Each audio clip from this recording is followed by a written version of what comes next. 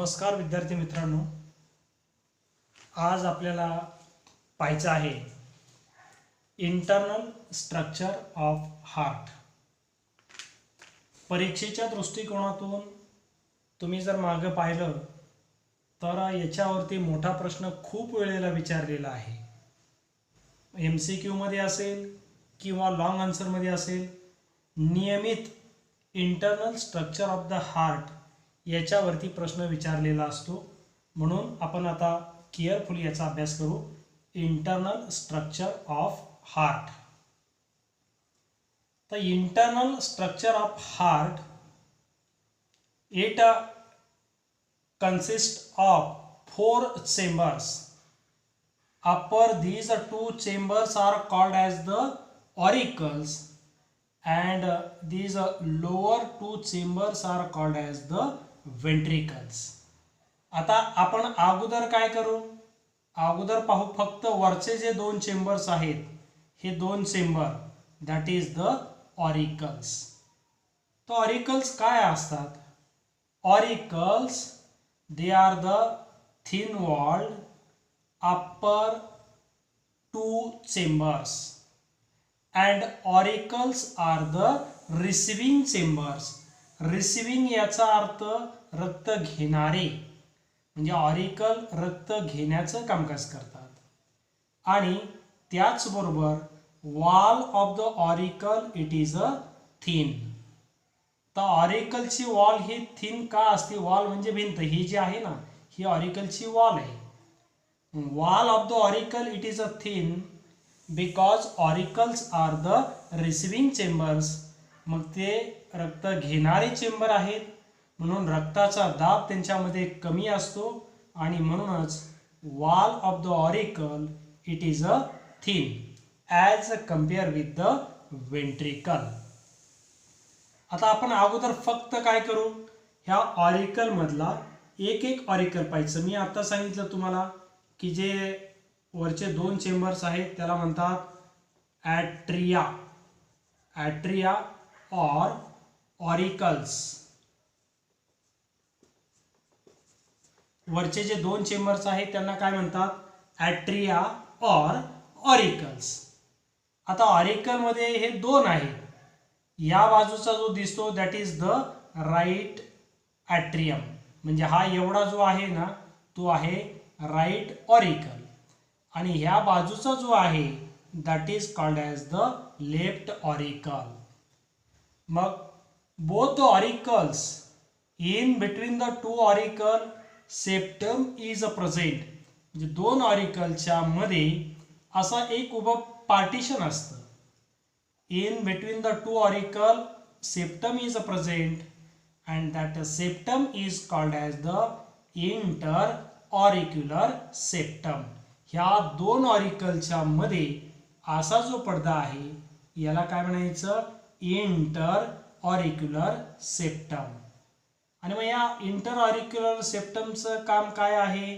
तर interauricular septum it separate the right and the left auricles from each other, म्हणजे ह्या वरच्या चेंबरचे 2 भाग करण्याचं कामकाज हा इंटरऑरिक्युलर सेप्टम करतो। आता याच्यातही आपण काय करायचं, याच्यात अगोदर घेऊ राईट ॲट्रियम, राईट ॲट्रियम और राईट ऑरिकल।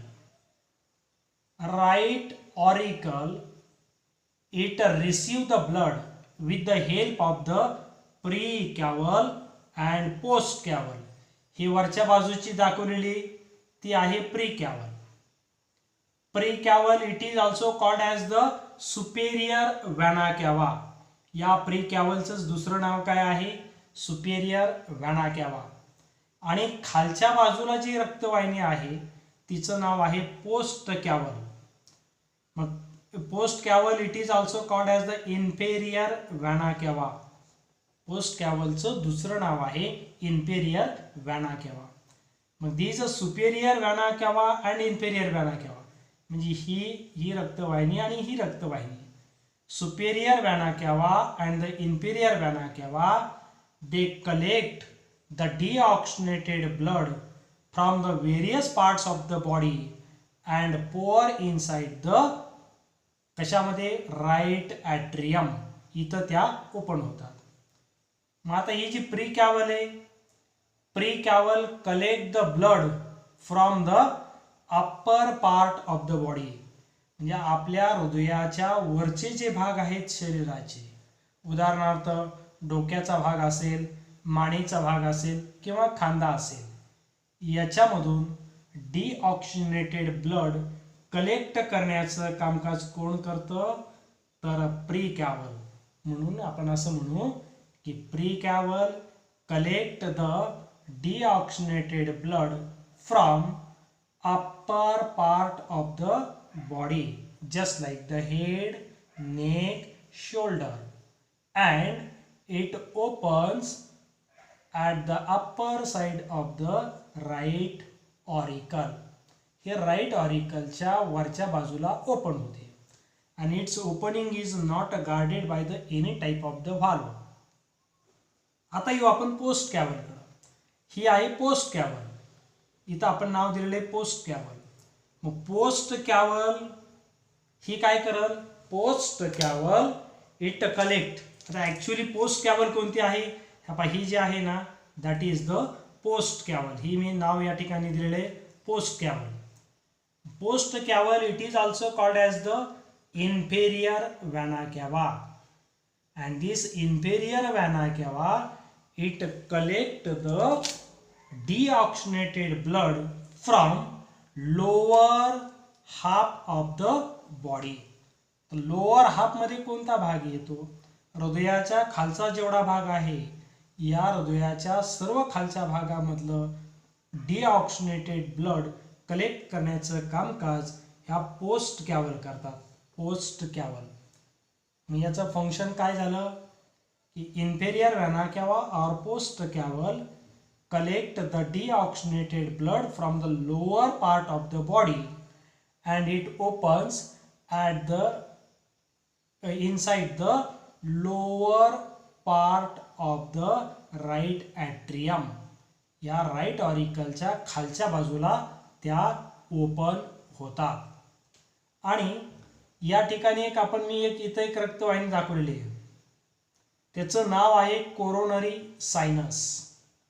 मग आता हा कोरोनरी सायनस काय करतो की coronary sinus it collect the deoxygenated blood from the wall of the heart and it pours inside the lower part of the right auricle.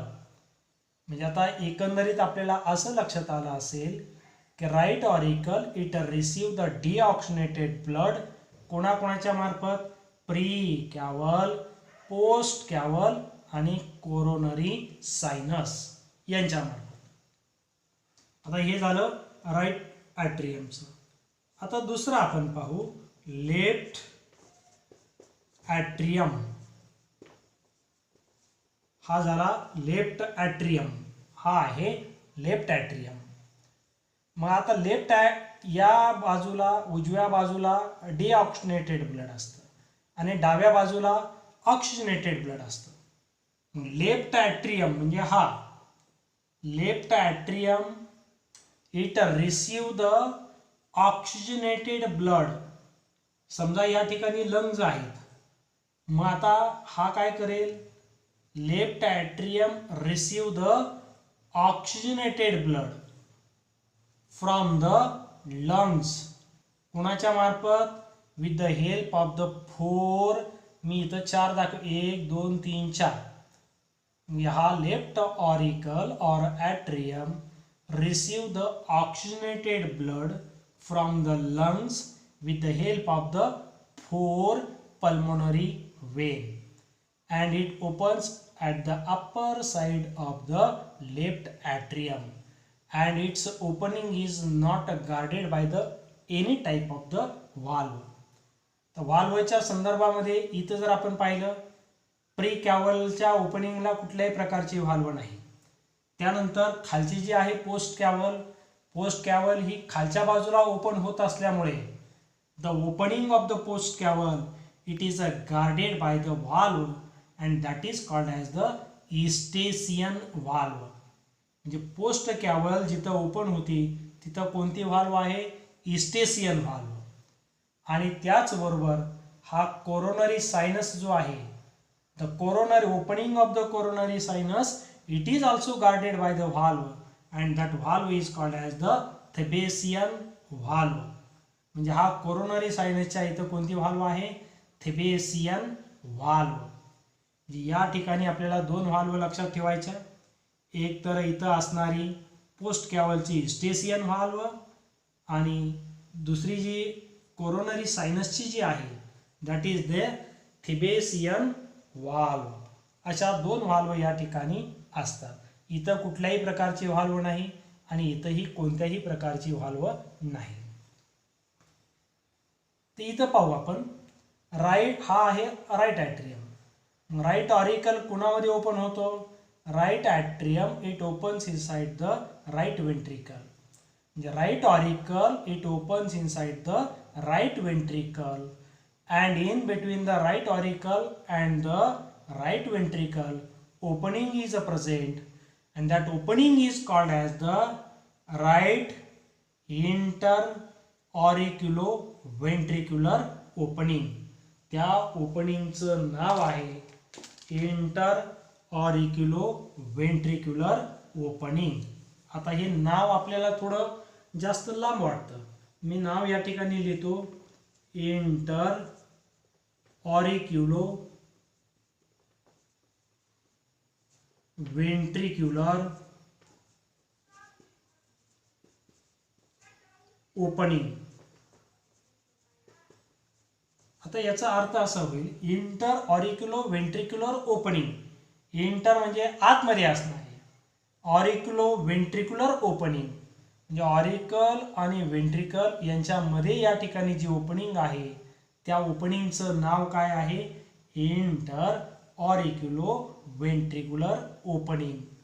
आणि this opening it is guarded by the valve and that valve is called as the tricuspid valve. Tri means तीन आणि cusp हे असा जो भाग असतो ना, असा थोडा यूचा आकार असल्यासारखा, मग तसा जो भाग आहे याला म्हणायचं कस्प. मग इथं in between the right auricle and the right ventricle the valve is present and that valve is called as the tricuspid valve. And this tricuspid valve it prevent the back flow of blood from ventricle toward the auricle. म्हणजे ज्या वेळेला ventricle असे contract होतात त्यावेळेला ही ट्रायकस्पिड व्हाल्व बंद होते आणि या वेंट्रिकलमधलं रक्त ह्या ऑरिकलमध्ये जाऊ शकत नाही.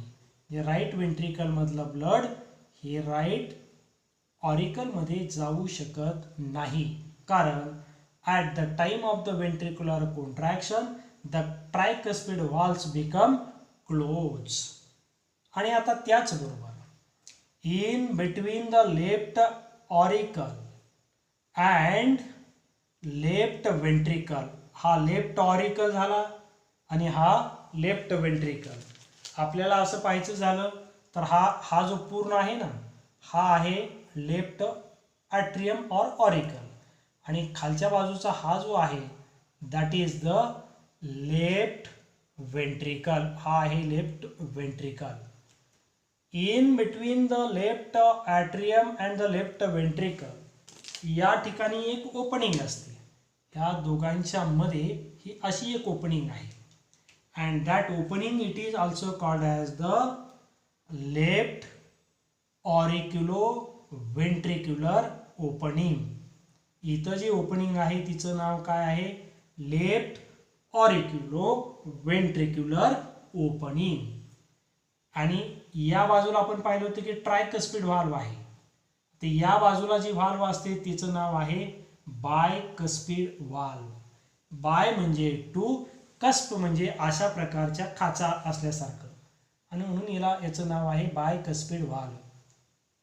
बायकस्पिडचं पण काम तेच आहे It prevents the backflow of the blood from a ventricle toward the auricle at the time of the ventricular contraction. जे ventricular contract झाल्याच्या नंतर लेफ्ट वेंट्रिकल मधलं ब्लड हे लेफ्ट ऑरिकल मध्ये बायकस्पिड आणि ट्रायकस्पिड व्हॉल्व जाऊ देत नाही. थोडक्यात आपण असं म्हणू, it prevent the back flow of blood from ventricle to auricle. आता यांच्यानंतर इन द इंटर ऑरिक्युलर सेप्टम, हा झाला ऑरिकल, हे दोन्ही ऑरिकल आणि मधला जो पडदा आहे that is the inter ऑरिक्युलर septum. And in the inter ऑरिक्युलर septum it is an oval depression. या ठिकाणी एक असं ओव्हल डिप्रेशन असतं. कुणाच्या मध्ये? इंटर ऑरिक्युलर सेप्टमच्या मध्ये oval depression is present and that oval depression it is called as the fossa ovalis. याचं नाव आहे फोसा ओव्हॅलिस. MCQ मध्ये हा प्रश्न विचारला जातो, what is a fossa ओव्हॅलिस?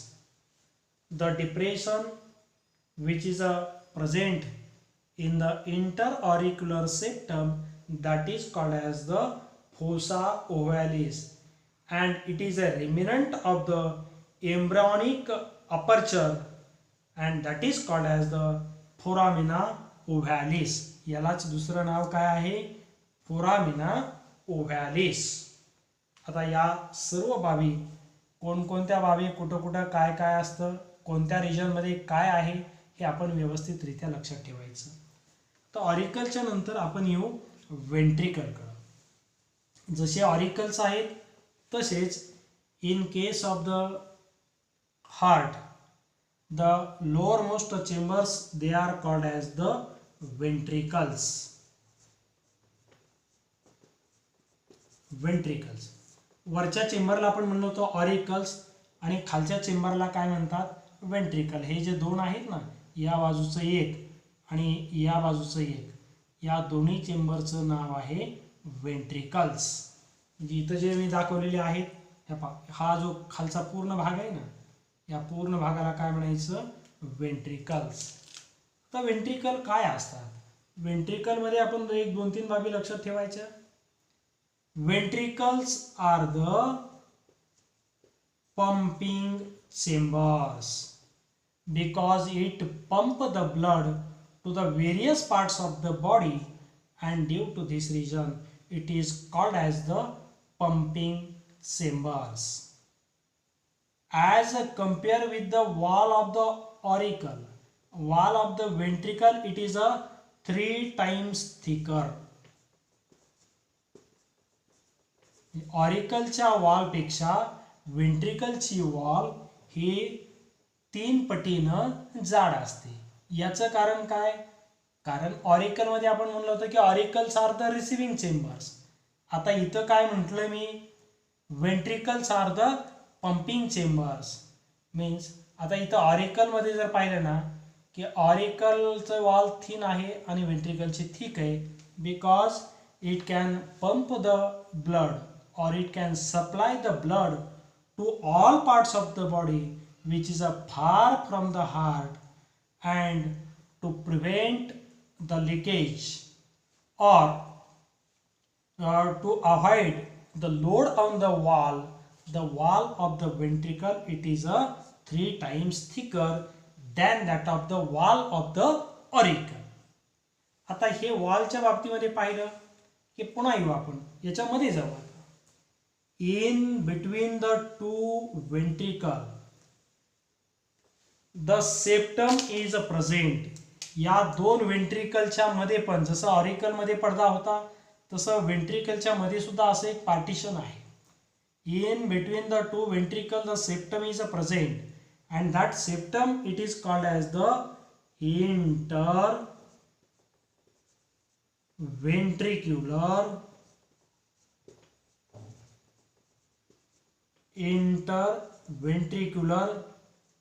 Septum. याला आपण वरच्याला ऑरिकलच्या सेप्टमला म्हणतो इंटर ऑरिक्युलर सेप्टम. तसं आता खालचं कोणतं आहे, that is the interventricular septum. या इंटर वेंट्रिक्युलर सेप्टम काय करतो, तर interventricular septum it separate the two ventricles from each other. दोन वेंट्रिकलला वेगवेगळं करण्याचं कामकाज हा इंटर वेंट्रिक्युलर सेप्टम करतो.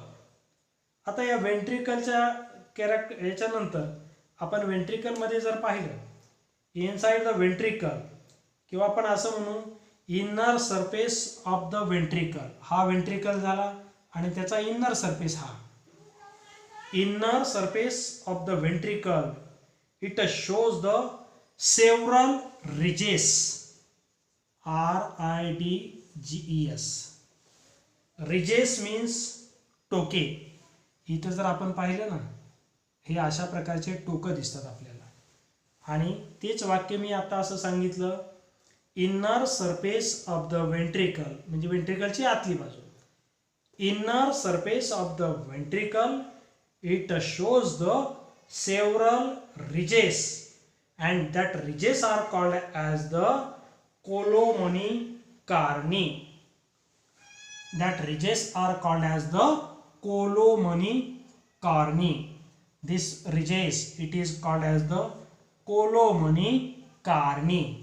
That is the name of the ridges which is present at the inner surface of the ventricle, or it is also called as the trabeculae carni. Trabeculae carni, which divide the lumen of the ventricle into the small pockets or fissure. Fissure चा अर्थ काय असतो, fissures means vague, तडा. या ठिकाणी जो fishers असतो त्याला आपण म्हणतो ट्रॅबॅक्युली कॉर्निया. आणि या ठिकाणी जे फिशर्स आहेत, fissures are present. Then lumen of the ventricle it also shows the inelastic fibers.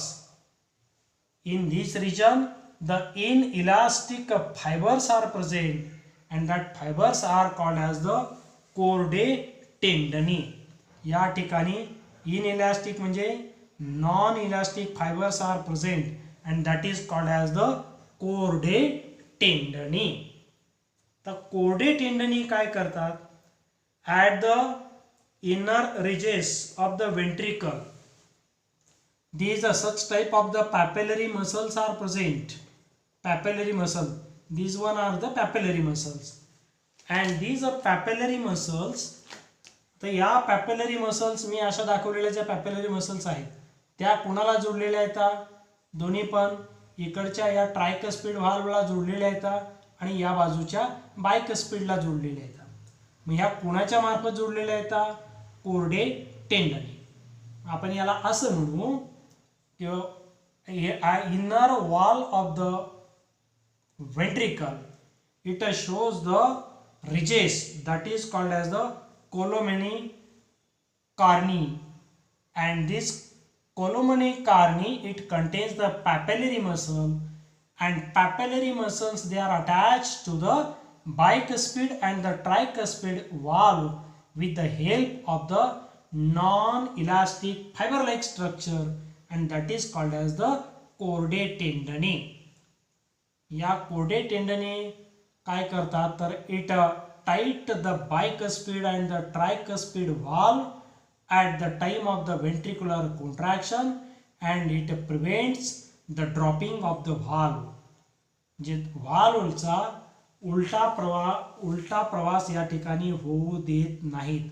या व्हाल्वला टाईट करण्याचं कामकाज या कोर्डे टेंडने करतात. आणि आता या ठिकाणी एक अतिशय महत्त्वाची बाब म्हणजे from the upper side of the right ventricle, हा पूर्ण झाला राईट वेंट्रिकल, याची ही वरची बाजू. From the upper side of the right ventricle arises a one large blood vessel and that is called as the pulmonary trunk. ही जी मी निळ्या रंगामध्ये दाखवलेली आहे हा आहे pulmonary trunk. or it is also called as the pulmonary aorta. When pulmonary trunk it leave the heart, जेव्हा हृदयापासून तो बाजूला येतो, it is divided into the, आपण अशा त्याला दोन ब्रांचेस दाखवलेले, तिथं वरती आलं ना, या साईडला एक ब्रांच दाखवलेली आणि या साईडला एक. मी वाक्य आता असं वापरलं या ठिकाणी की हा from the upper side of the right ventricle arises a one large blood vessel and that is called as the pulmonary trunk. And pulmonary trunk when leave the heart, it is divided into the two branches, that is the right branch from the pulmonary artery and left branch from the pulmonary artery. The left branch goes toward the left lung. या बाजूचा जो lungs आहे त्या लंग्सकडे ही branch जाईल आणि तसाच या बाजूला राईट साईडला जो लंग्स आहे त्या बाजूला ही ब्रांच जाईल. मग हे काय करत असतील की हा pulmonary aorta it carry the deoxygenated blood from right, या ठिकाणचं जे डीऑक्सिजनेटेड ब्लड राईट वेंट्रिकलचं, मग pulmonary trunk it carry the deoxygenated blood from right ventricle and it is sent toward the lungs for the purpose of the oxygenation. पुन्हा एकदा हे समजून घ्या की राईट वेंट्रिकल मधलं डिऑक्सिजनेटेड ब्लड या पल्मोनरी ट्रंकच्या मार्फत दोन्ही लंग्सकडे पाठवलं जातं ऑक्सिजनेशन करता. फुफ्फुसामधला ऑक्सिजन रक्तामध्ये मिसळण्याकरता हे रक्त फुफ्फुसाकडे पाठवलं जातं. आणि ही जी ओपनिंग आहे खालच्या बाजूची, at the opening of the at the opening of the pulmonary trunk the valve is present and that valve is called as the semilunar valve. या ठिकाणी कोणती व्हाल्व असते? Semilunar valve. आणि semilunar valve it prevent the back flow of the blood from pulmonary trunk toward the right ventricle. असा रक्ताचा उलटा प्रवाह ते होऊ देत नाहीत, फक्त वरच्याच बाजूला ब्लडला ते जाऊ देतात, खालच्या बाजूला असं उलटं ब्लड त्याच्यामधून ते येऊ देत नाहीत. मग आता या MCQ मध्ये हा प्रश्न विचारला जाऊ शकतो, what is a function of the semilunar valve. आपण एकाच वाक्यामध्ये सांगायचं, सेमील्युनर व्हाल्व which is present at the opening of the pulmonary trunk, it prevents the back flow of the blood from pulmonary trunk toward the right ventricle. आणि आता lastly आपण या ठिकाणी एक लक्षात ठेवायचं, from the upper side of the left ventricle, हा left ventricle, हा जो पूर्ण आहे ना that is the left ventricle, हा आहे left ventricle. From the upper side of the left ventricle arises a comparatively very large blood vessel and that blood vessel it is called as the, याला आपण नाव दिलेलं आहे, काय नाव आहे? Dorsal आओर्टा और सिस्टमिक आओर्टा. हे नाव लक्षात ठेवा. The large blood vessel which arise from the upper side of the left ventricle that is called as the dorsal aorta. जो इथं मी रेड कलरनं दाखवलेला आहे ना तो आहे डॉर्सल आओर्टा. आणि डॉर्सल आओर्टाचं आपण याच्यामध्ये पाहिलं होतं की हा जो डॉर्सल आओर्टा आहे ना इट सप्लाय द और carry the oxygenated blood from left ventricle to all parts of the body. तर याचा अर्थ हृदयाच्या उजव्या बाजूला कोणतं ब्लड आहे? दॅट इज द डीऑक्सिजनेटेड आणि डाव्या बाजूला ऑक्सिजनेटेड. मग या लेफ्ट वेंट्रिकल पासून oxygenated blood, it is supplied to all parts of the body, also to the heart. And due to this reason, the wall of the left ventricle, it is 3 to 4 times thicker than that of the right ventricle. आता इथं या बाबी मात्र लक्षात ठेवायच्या. काय विशेष करून लक्षात ज्या व्हाल्व आहेत त्या आपण लक्षात ठेवा. प्री कॅव्हल या ठिकाणी व्हाल्व नसते. पोस्ट कॅव्हलची जी व्हाल्व आहे तिचं नाव आहे इस्टेसियन व्हाल्व. त्याच्यानंतर हा आहे कोरोनरी सायनस. कोरोनरी सायनसमध्ये असणारी व्हाल्व कोणती आहे? थेबेसियन व्हाल्व. हा राईट ऑरिकल आणि राईट वेंट्रिकलच्या मध्ये असणारी ट्रायकस्पिड व्हाल्व. त्यानंतर लेफ्ट ऑरिकल आणि लेफ्ट वेंट्रिकलच्या मध्ये असणारी बायकस्पिड व्हाल्व. आणि या ठिकाणी ही जी व्हाल्व या ठिकाणी जे आणखीन कोणत्या व्हाल्व आहेत? At the base of the हा pulmonary trunk the semilunar valve is present. आणि त्याचबरोबर at the base of the dorsal aorta the semilunar valve is present. म्हणजे या दोन्ही ठिकाणी सारख्याच प्रकारच्या व्हाल्व असतात. आणि आता फक्त एक ॲडिशनल वाक्य लक्षात ठेवा की आपण असं म्हणलं होतं की हा पल्मोनरी ट्रंक हा लंग्सकडं रक्त पाठवतो. कशासाठी? ऑक्सिजनेशन करता. आणि मग ज्या वेळेला रक्तातला हवेमधला ऑक्सिजन म्हणजे लंग्समधला ऑक्सिजन रक्तामध्ये मिसळतो त्यावेळेला ते रक्त ऑक्सिजनेटेड एकदा झालं की that oxygenated blood it is sent toward the left atrium. म्हणजे लंग्समधलं ब्लड कुठं जाणार? परत ऑक्सिजनेशन झाल्याच्या नंतर लेफ्ट ॲट्रियममध्ये. आणि कोणाच्या मार्फत जाणार? 4 पल्मोनरी वेन. आणि though they are the vein but it can always remember that though the pulmonary veins they are the vein but it can carry the oxygenated blood from lungs toward the left atrium. Thank you very much.